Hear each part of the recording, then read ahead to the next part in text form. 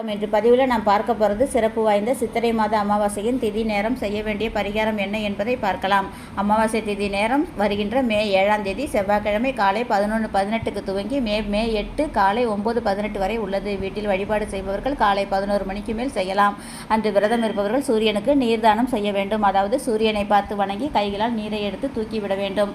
நீண்டகால நோய் நீண்டகால கடன் தீர இந்த பரிகாரத்தை செய்வது நல்லது. ஒரு கண்ணாடி பவுல் அல்லது மண்குடுவை அல்லது தேங்காய் ஓடு இவற்றில் ஒன்றை எடுத்துக்கொண்டு அதில் ஒரு கைப்பிடி அளவு கல்லுப்பை போட்டு அதன் மேல் கேது பகவானுக்குரிய 7 என்ற எண்ணிக்கையில் 7 கிராம்பை உப்பில் குத்தி வைக்க வேண்டும். அத்துடன் 7 மிளகையும் கலந்துவிட வேண்டும். இந்த 3 பொருளும் சேர்ந்த இவற்றை வீட்டின் தென்மேற்கு மூலையில் வைத்து அடுத்த அமாவாசை வரை அப்படியே இருக்க வேண்டும். பிறகு இந்த உப்பை தண்ணீரில் கரைத்துவிட்டு மிளகு கிராம்பை கற்பூரம் வைத்து எரித்து விடுங்கள். இந்த பரிகாரத்தை ஒவ்வொரு அமாவாசையும் போதும் செய்வது உடனடி பலனை கொடுக்கும். எங்களை தினமொரு ஆன்மீக தகவல் தங்களுக்கு கிடைக்க சப்ஸ்கிரைப் பட்டனை கிளிக் செய்யுங்கள்.